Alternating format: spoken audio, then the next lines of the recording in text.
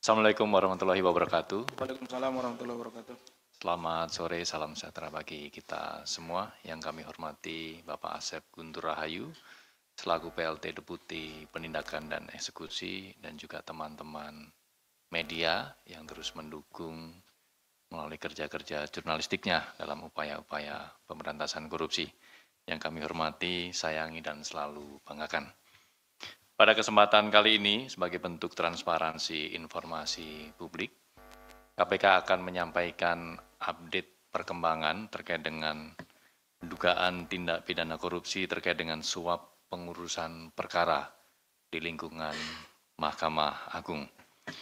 Namun sebelum kami menyampaikan secara lengkap terkait dengan konstruksi perkara ini, terlebih dahulu kami akan menghadirkan pihak-pihak yang pada hari ini akan dilakukan penahanan. Kami persilakan.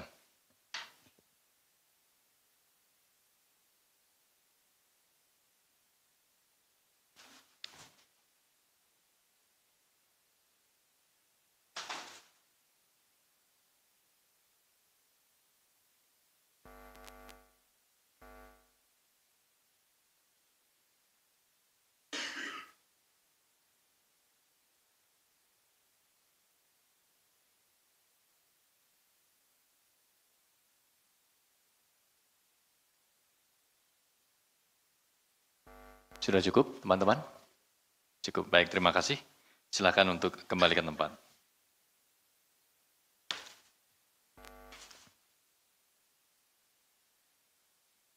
Baik, teman-teman media, kami akan ya, hati-hati, kita tunggu. Ya, baik. Baik, teman-teman media, kita akan lanjutkan terkait dengan penahanan tersangka dalam perkara dugaan tindak pidana korupsi suap pengurusan perkara di lingkungan Mahkamah Agung. Kepada Bapak Asep Guntur kami persilakan. Baik, terima kasih Mas Jubir. Bismillahirrahmanirrahim. Assalamualaikum warahmatullahi wabarakatuh. Selamat sore dan salam sejahtera bagi kita sekalian. Yang saya hormati Mas Jubir, yang saya hormati dan saya cintai serta saya banggakan rekan-rekan jurnalis yang tidak pernah berhenti untuk membersamai kami dalam penanganan tindak pidana korupsi. Pada kesempatan sore hari ini kami akan menyampaikan pointers terkait dengan penahanan tersangka dugaan tindak pidana korupsi terkait suap pengurusan perkara di Mahkamah Agung. Sebagai latar belakang ingin kami sampaikan karena ini prosesnya agak lain ya. Maksudnya itu ada proses jemput paksa khusus untuk yang ini.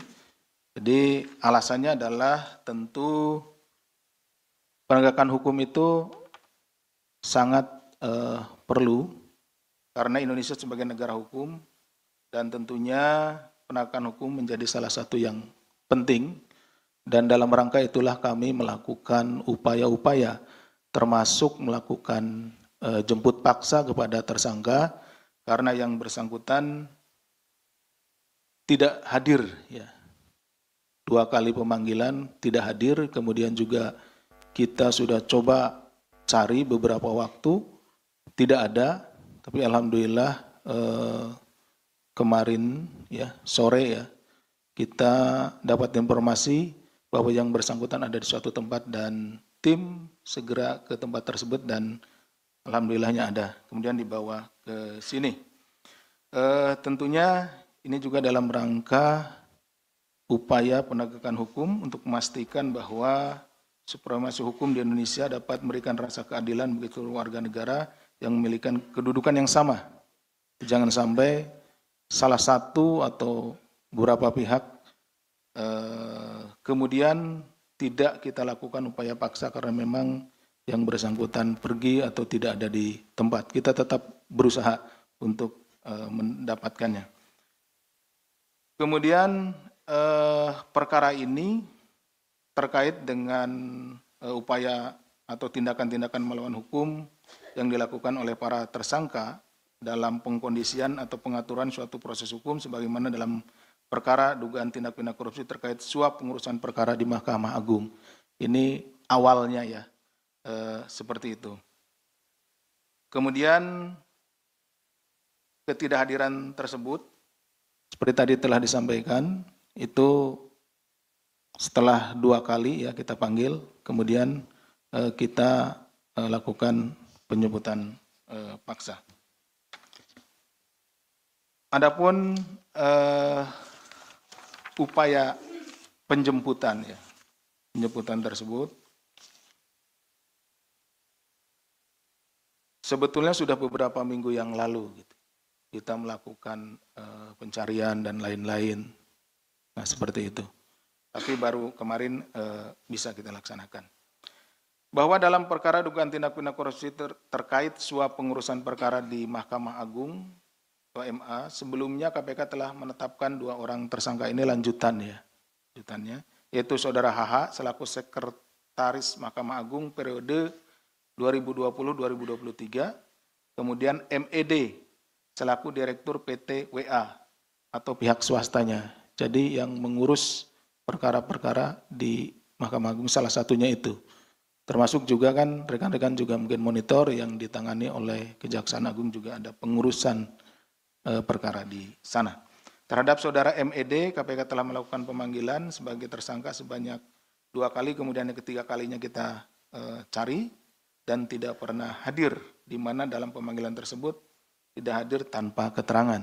Ya, seperti tadi awal dijelaskan, yang bersangkutan dipanggil, alamat yang kita miliki, kemudian kita juga mencari informasi dari keluarganya, alamatnya, tapi tidak hadir tanpa keterangan yang jelas.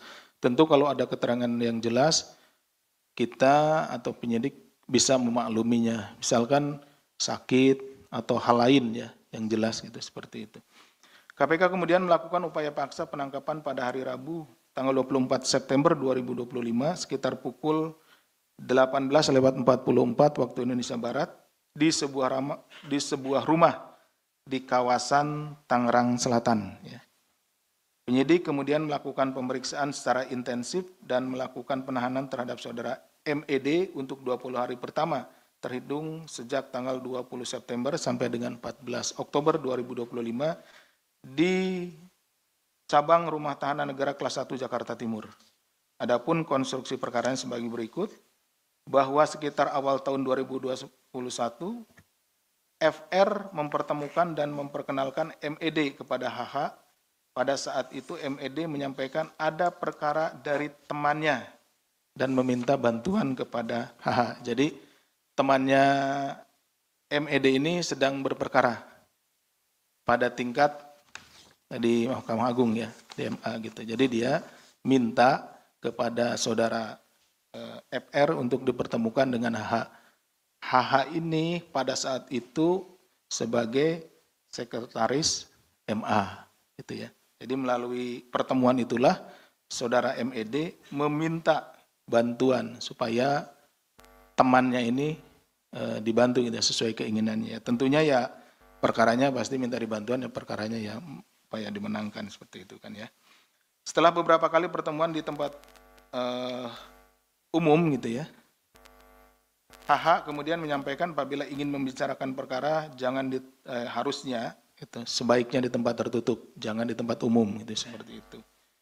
Dan lebih bagus lagi mencari tempat untuk posko. Nah, ini permintaan dari Saudara HH kepada Saudara MED. Jadi kalau mau ngobrolin perkara ya jangan di tempat umum lah gitu.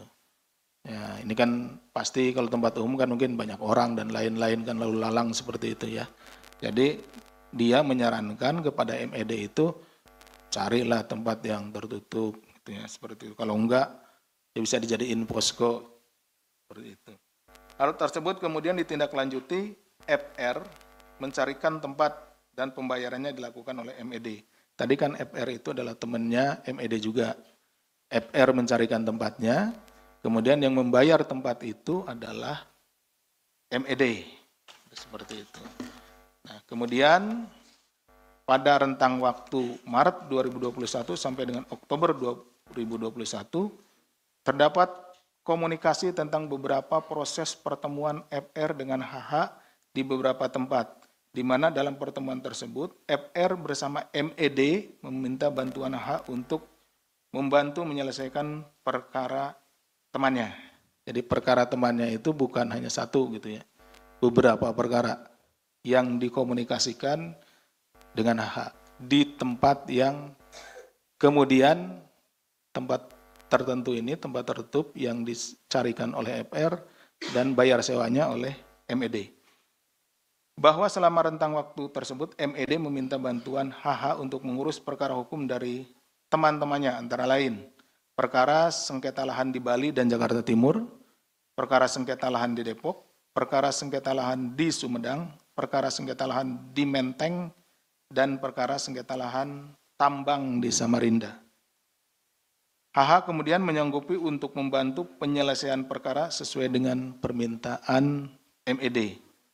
Dalam pengurusan perkara oleh MED kepada HH, terdapat biaya pengurusan perkara yang besarnya berbeda-beda tergantung perkaranya.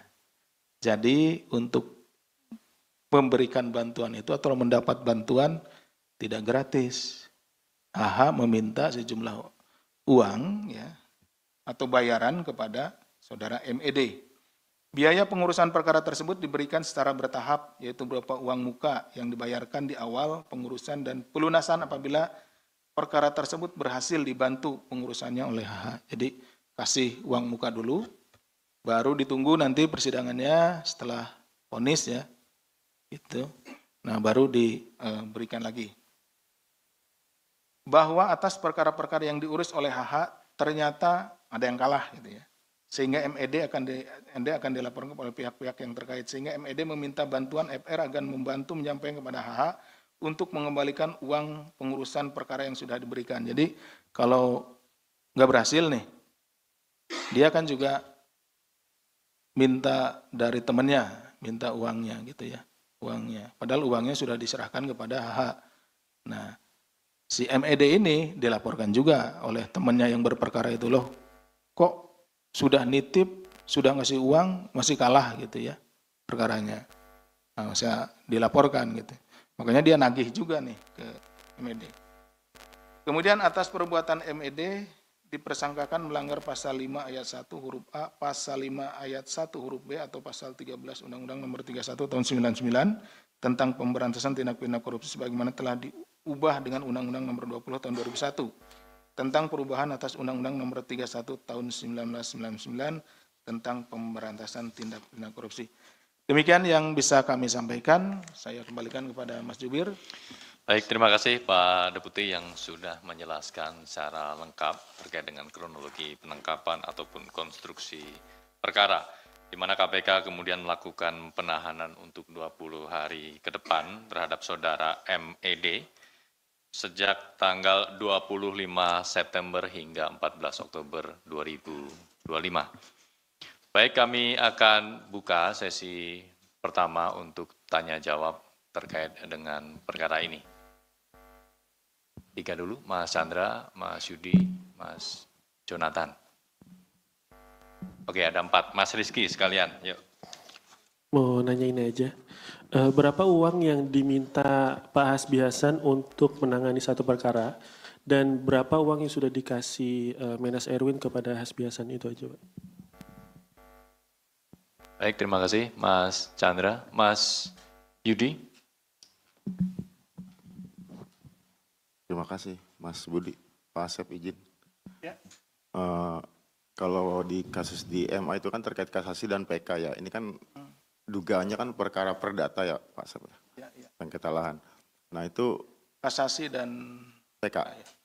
Nah terkait hal itu Pak Hasbi Hasan itu upaya untuk memenangkan kasus-kasus tersebut terhadap hakim-hakim agung itu apa? Kan yang memutuskan secara kolektif kolegial ya kalau hakim itu. Dan ada aliran suapnya nggak ke hakim? Minimal kan 2 orang berarti, maksimalnya. Sama yang tadi udah ya, Chan, yang nilai uang ya. Itu aja, terima kasih Mas. Baik, terima kasih Mas Yudi. Mas Jonathan. Izin Pak Asep, Mas Budi. Mau tanya soal, ini disebut ada inisial FR ya. Ini tapi belum dijelaskan itu FR itu atribusinya sebagai apa, dia bisa memperkenalkan MED dengan HH ini seperti apa awalnya. Sama tadi soal duit sih sebenarnya, tapi udah ditanya itu aja. Makasih. Baik, terima kasih Mas Jonathan. Terakhir Mas Rizky. Assalamualaikum Mas Budi, Pak Asep izin. Ada beberapa pertanyaan saya ingin ajukan. Masalah kasus biasa Hasan ya. Ya pertama tadi bahas nyinggung masalah FR. FR ini kan Fadlila Ramli dan juga salah satu politikus Golkar ya, dan sempat beberapa kali juga diperiksa. Ini kan disebutkan menyediakan posko tempat pengondisian itu, dan disebut dalam fakta persidangan ada beberapa kayak hotel di Cikini, dan ini juga menjadi tempat pertemuan Nasbi dan si Windy gitu. Dan ini nasibnya si Fadlila Ramli gimana? Bakal menyusul juga Menas atau gimana? FR maksudnya? Ya si FR Fadlila Ramli. Dan juga ini juga Windy Idol di kasus TPPU sama Rinaldo kan kakaknya itu juga belum kunjung ditahan ya. Itu kapan ada upaya penahanan seperti Menas gitu. Palingan itu aja dulu. Saya kembalikan. Makasih. Baik, terima kasih Mas Rizky. Ini ada 4 penanya itu. Monggo Pak Deputi. Ya, terima kasih Mas Jubir, Mas Sandra, Mas Yudi, Mas Jonathan, dan Mas Rizky. Ada 4 penanya dan pertanyaannya 5. Ini tidak terlalu banyak. Biasanya 1 orang itu banyak gitu ya. Yang pertama dari Mas Chandra, berapa uang yang diminta dan berapa uang yang sudah mengalir ke saudara AH ya dalam pengurusan ini. Saya pastikan lagi nanti ya, karena ini kan ada 5 atau 6 yang diurus ini. Ini ada 5 nih, 6 sebetulnya. Sengketa di Bali dan di Jakarta Timur, Depok, Sumedang, Menteng, dan Tambang, Samarinda. Masing-masingnya nanti saya cek dan nanti disampaikan ya Mas Jubir di ini supaya pas berapa dari tiap-tiap ini gitu ya permintaannya.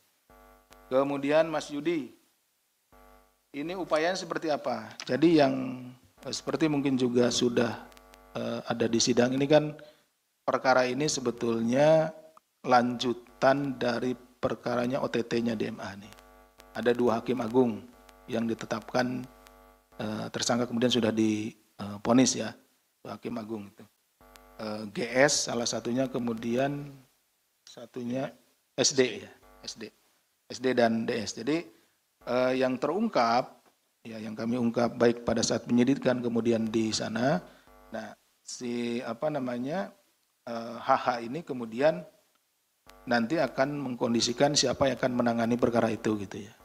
Jadi nanti kan timnya beda-beda nih, tim majelis itu. Nah, dialah yang nanti akan berkomunikasi untuk menetapkan hakim yang mana gitu, yang mana yang akan menangani. Seperti itu. Kemudian Mas Jonathan, ini sebagai apa saudara FR?